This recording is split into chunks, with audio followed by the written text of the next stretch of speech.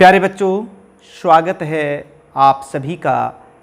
आज के इस लेक्चर में हम बीएससी सेकेंड ईयर का जो थर्ड लेक्चर है वो आपको पढ़ाने वाले हैं, बताने वाले हैं। सेकेंड लेक्चर में हमने interference in thin wedge film पढ़ाया था, जिसमें हमने रिफ्लेक्टेड सिस्टम में आपने देखा होगा। अगर आपने नहीं पढ़ा है तो वो ज़रूर आप उस वीडियो को भी देख ले, इससे पहले वाला, उसका लिंक भी मैं यहाँ प्रोवाइड कर दूँगा। उसमें हमने पढ़ा था कि रिफ्लेक्टेड सिस्टम में कंडीशंस क्या हैं edge of wedge thin film के आगे आगे किस तरह की हमें फ्रिंजेस मिलती हैं, उनके मैक्सिमा और मिनिमा की कंडीशंस क्या हैं। और हमने देखा था कि जो फ्रिंजेस मिलती हैं वो parallel to the edge of wedge मिलती हैं, और उन दो कंजक्टिव मैक्सिमाज और मिनिमाज के बीच की डिस्टेंस को हम कहते हैं फ्रिंज विड्थ। आज का ये लेक्चर नंबर 3 जो है वो फ्रिंज विड्थ पर ही आधारित है। आज हम देखेंगे फ्रिंज विड्थ क्या होती है, उसका एक्सप्रेशन क्या है, और फिर फ्रिंज विड्थ किन किन फैक्टर्स पर डिपेंड करती है। तो चलिए शुरुआत करते हैं फ्रिंज विड्थ। प्यारे बच्चों, आप जानते हैं कि जो पैटर्न हमने देखा था वो कुछ इस टाइप का आपने देखा था। ये देखिए, मेरे साथ साथ डायग्राम बनाते रहिए। This is the veg shape thin film with angle of ways is alpha. और जो फ्रिंजेस हमें मिली थी, इंटरफेरेंस पैटर्न मिला था, वो किस टाइप का मिला था वो भी आप देख लीजिए। यहाँ पर ये देखिए, हमने देखा था कि रिफ्लेक्टेड सिस्टम में जो एज है वो डार्क फ्रिंज हमें मिली थी, और उसके बाद ये डार्क फ्रिंजेस ये देखिए इस टाइप की मिली थी। ये देखिए, ये फिर और आगे, और इस तरह से हमें अल्टरनेट इनके बीच बीच में ब्राइट फ्रिंजेस हैं, ये डार्क फ्रिंजेस थी, और ये तमाम जो है ये फ्रिंजेस इस तरह की हमें मिलती चली गई थी। Straight fringes as one move away from the edge of this wedge film, and the distance between the two conjunctive bright or two conjunctive dark fringes are called fringe width। ये आप खुद देख सकते हैं इनको। हम बात कर सकते हैं व्हाट इज फ्रिंज विड्थ। आपको मतलब समझ में आ गया होगा। हम लिख रहे हैं it is the distance, it is the distance between two conjunctive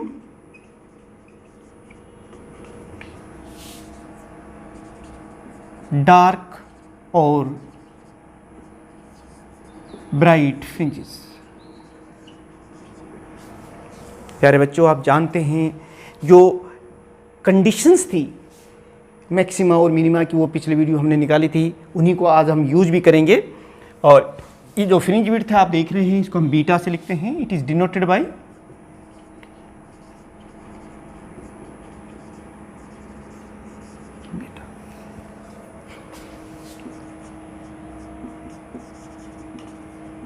expression for fringe width. Fringe width का जो फार्मूला है वो हम यहाँ ड्राइव करेंगे। यहाँ से देखने की बात है। आप देखिए, एज पर हमने प्रूव किया था कि हमें डार्क फ्रिंज मिलती है। उसके बाद नेक्स्ट जो डार्क फ्रिंज मिल रही है वो ये है, ये देख लीजिए। देखिए, in reflected system what was the conditions for minima here in reflected system। ये देखिए बेटे, the condition of minima, condition of minima is given by, क्या थी वो कंडीशंस आपको याद होना चाहिए। 2 mu t cos r plus alpha is equal to n lambda. ये कंडीशन थी। अब यहां से देखिए, एक मिनिमा यहां है और नेक्स्ट मिनिमा यहां है, तो फ्रिंज विड्थ तो ये है ना। तो यहां से अगर आप एक पॉइंट करें, जैसे मैं इसको कह दूं ओ और इसको कह दूं ए और इसको ये बी, तो आप मुझे एक बात बताइए पहले, in triangle O A B In triangle OAB, can you tell me what is the value of tangent beta? Sorry, यहाँ अल्फा है, परपेंडिकुलर अपॉन बेस यानी t by beta, and beta can be written here, beta it is equal to t by tangent alpha. आप देख रहे हैं ये है हमारे पास फ्रिंज विड्थ का फार्मूला। अब अगर हमें t की वैल्यू पता चल जाए और यहाँ रख दें तो थोड़ा हम और आगे काम कर सकते हैं यहाँ से, और वो हमारी इस कंडीशन से निकल जाएगी। देखिए ये पहला हमारा जो एज है वहाँ पर एक डार्क फ्रिंज मिली थी, और ये नेक्स्ट डार्क इसके जस्ट पहले, इसको हम फर्स्ट डार्क फ्रिंज कह सकते हैं after the edge of wedge या आफ्टर t इक्वल टू 0। तो यहाँ से देखिए यहाँ पर n को हम क्या ले रहे हैं, n इज टेकन हियर 1। तो ये हमारी कंडीशन क्या हो जाएगी, 2 mu t cos r plus alpha it is equal to lambda. ये देखिए यहां हमने n क्यों ले लिया है, क्योंकि n is equal to 1 for first minima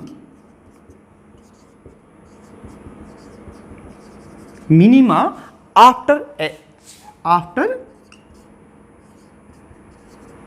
t is equal to 0। t यहाँ तो 0 थी एज ऑफ वेज के ऊपर फिल्म के, और उसके बाद पहला मिनिमा हमारे यहाँ मिलता है, इसलिए n की हमने ये ले लिए। यहाँ से हम t की वैल्यू निकाल सकते हैं। तो what will be the t here, t can be taken here कि lambda divided by 2 mu cos r plus alpha. ये देखिए कि ये जो कोस r प्लस अल्फा है, ये देखिए v अप्रोक्सीमेट टेक कोस r प्लस अल्फा, इसको हम अप्रोक्सीमेटली कोस r के पास ले लेते हैं।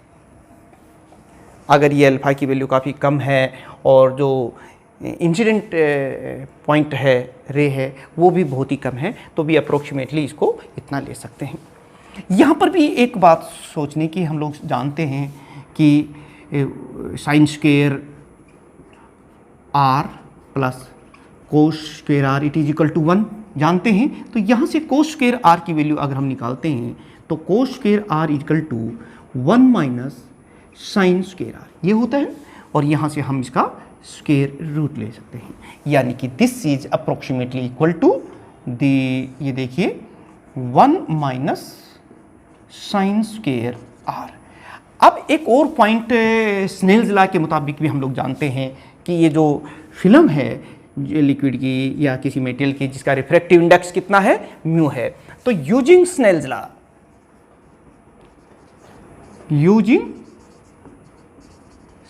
लॉ आप देखिए what is the sine i divide by sine r and it is equal to mu होता है ना। यहां से साइन आर की वैल्यू निकाल दीजिए। What is sine r, sine r is equal to, आप देख रहे हैं sine r is equal to sine i by mu. ये दे म्यू को हमने यहाँ ले लिया साइन आर को, ये साइन आर की वैल्यू इसमें रख दीजिए, फिर देखिए क्या होता है। तो ये देखिए हम लिखेंगे 1 minus sine square I divide by mu square, और इसको थोड़ा सा आप सिंप्लीफाई कर लीजिए इस तरीके से, mu square minus sine square I और डिवाइडेड बाई म्यू, क्योंकि म्यू स्क्वेयर रूट में था वो म्यू हमने यहाँ नीचे ले लिया है। यहाँ पर आप देख रहे हैं कि हमारे पास ये वैल्यू आ गई है कोस r प्लस अल्फा की। तो अब इसकी वैल्यू यहाँ पर रख दीजिए। जब हम इसको यहाँ रखेंगे तो देखिए क्या लिखेंगे, नाउ दिस t बिकम्स, यानी put this value of cos r plus alpha here. तो we write here lambda is equal to 2 mu, और कोस r प्लस अल्फा के स्थान पर हम ये लिख रहे हैं, ये देख सकते हैं आप, mu square sine square I और नीचे म्यू है ही, म्यू से म्यू यहाँ कैंसिल हो गया है। ये देखिए 2 म्यू और लेमडा के पास ये हमारे पास था। तो इस तरीके से हमारे पास जो t की वैल्यू आ गई है वो देखिए क्या आती है, वो मैं लिख देता हूँ यहाँ पे। We can write here that this t is equal to lambda divided by 2 into mu square minus sine square I. ये देखिए,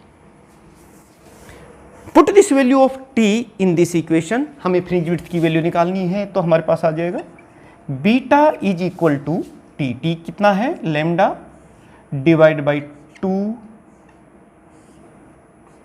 mu square sine square I into, नीचे हम एक और बात लिख रहे हैं, टेंजेंट अल्फा।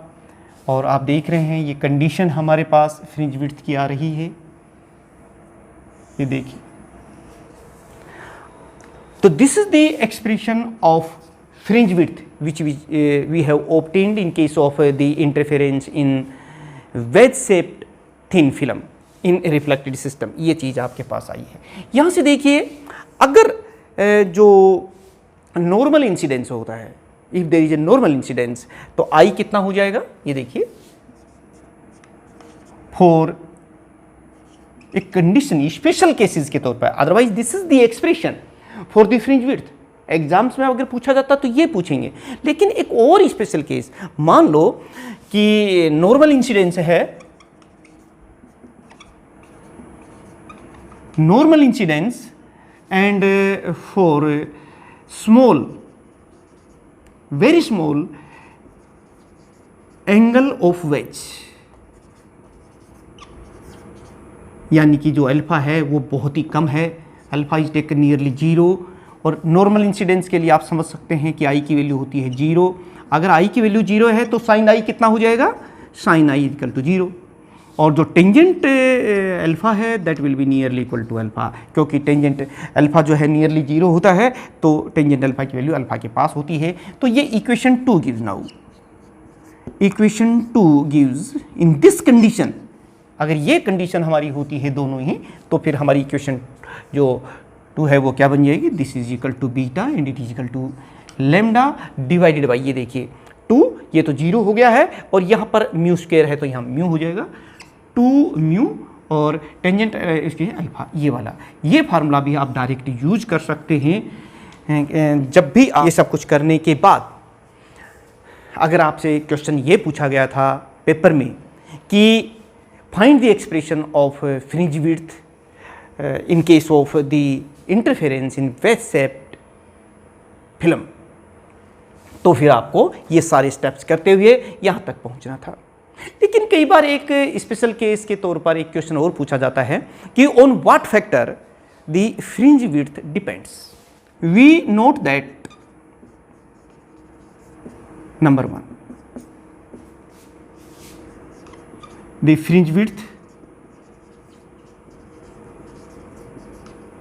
इज किन किन फैक्टर्स पे डिपेंड हो रही है। ये फैक्टर आपके सामने है, ये लैम्डा पर डिपेंड कर रही है, ये म्यू पर डिपेंड कर रही है, ये अल्फा पर डिपेंड कैसे कर रही है वो चीज़ देख लीजिए। सबसे पहले हम बात कर रहे हैं इज इंक्रीजेस, जैसे जैसे लैम्डा इंक्रीज होगा, यानी कि लाइट की जो वेवलेंथ है वो इंक्रीज होगी, तो फ्रिंज विड्थ भी इंक्रीज होगी। इंक्रीजेस क्योंकि ये इसके डायरेक्टली प्रोपोर्शनल है, जैसे जैसे लैम्डा इंक्रीज होगा बीटा इंक्रीज होना ही है। increases with increase of lambda, that is wavelength of the light। और आप समझ सकते हैं कि स्पेक्ट्रम में आपने पढ़ा था, अगर वाइट लाइट की बात करें तो ये वायलेट कलर है, ये रेड कलर है, और वेवलेंथ इस तरह से बढ़ती है, यानी कि रेड कलर की वेवलेंथ वायलेट कलर से ज़्यादा है। तो आप बता सकते हैं for which colour the fringe width will be large, will be more, for red colour और फॉर वायलेट कलर। हम जानते हैं कि h lambda R is greater than lambda V, so fringe width for red colour will be more than the fringe width for the violet colour. ये चीज़ हमें colours के मामले में पता चल रहा है। वैसे भी देखिए प्यारे बच्चों कि इफ़ मोनोक्रोमेटिक लाइट, जो कि हमने इसमें स्टडी करने के दौरान जो फ्रिंज विड्थ हमने लेके चले थे monochromatic light, if monochromatic light is replaced by the white light, then each color produces its own interference pattern. लेकिन fringe width for the bright red color will be more than the fringe width of the violet colour, क्योंकि उसकी wavelength ज़्यादा होती है। तो एक point हमने देखा कि किस तरीके से फ्रिंज विड्थ लैम्डा पर यानी कि वेवलेंथ ऑफ लाइट पर डिपेंड कर रही है। दूसरा पॉइंट अगर एक आप और देख सकते हैं, अब हम एक पॉइंट नोट कर रहे हैं कि ये देखिए रिफ्रैक्टिव इंडेक्स। मान लो ये जो थिन फिल्म है, जो लिक्विड हम इसमें ले रहे हैं, उसकी रिफ्रैक्टिव इंडेक्स इंक्रीज कर रहा है। अगर रिफ्रैक्टिव इंडेक्स इंक्रीज कर रहा है तो फिर फ्रिंज विड्थ डिक्रीज कर रही है, यानी कि हम यही लिखेंगे the fringe width is decreases with increase of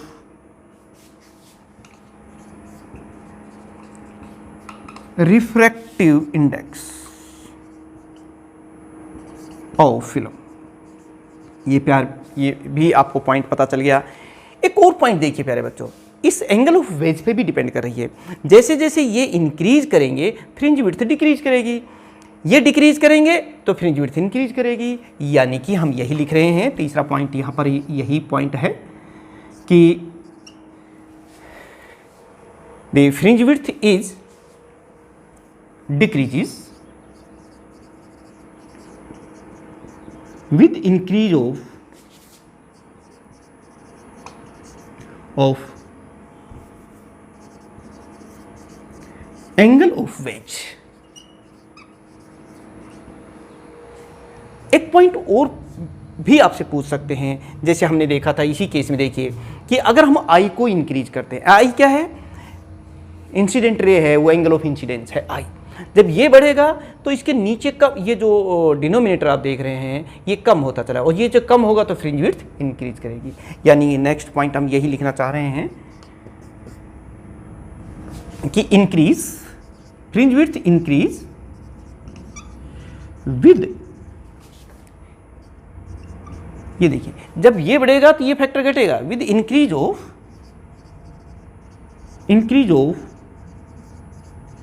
angle of incidence. तो प्यारे बच्चों, कई टाइप से, कई तरीके से आपसे क्वेश्चन पूछा जा सकता है कि on what factor the fringe width depends. तो यहाँ से आप बता सकते हैं कि depends on wavelength of the light, refractive index, angle of incidence, angle of phase. या फिर क्वेश्चन ये पूछ सकते हैं कि how the fringe width can be improved, तो भी आपको इसी तरीके से करना होगा। और प्यारे बच्चों, बहुत अच्छी तरीके से आपने देखा आज कि what is the fringe width and what is the expression for the fringe width. हमने कैसे उसको ड्राइव किया है, किन किन स्टेप्स को हमने यहाँ लेके चले हैं, और फ्रिंज विड्थ किन फैक्टर्स पे डिपेंड करती है, किस तरह से इम्प्रूव होती है। एक इम्पोर्टेंट क्वेश्चन आपका अच्छी तरीके से तैयार हो गया होगा। आप अपने नोट्स बनाइए, खुद के हाथ से लिख करके नोट्स बनाइए, और फिर देखिए आपका जो कॉन्फिडेंस लेवल है, क्योंकि खुद जब हम नोट्स बनाते हैं तो आगे बढ़ता है।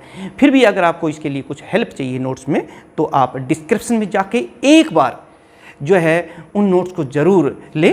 आपको पता चलेगा कि आपकी कितनी हेल्प होती है, कि जो बिल्कुल ईजी लैंग्वेज में जो मैं बोल रहा हूँ वही वहाँ पर लिखा है, और अपने अनुभव के आधार पर लिखा है, ताकि मैक्सिमम स्कोरिंग आपको हो सके।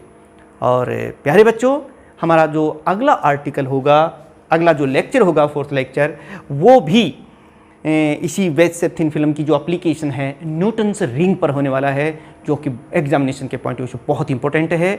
तो उसको भी आप ज़रूर देखिएगा।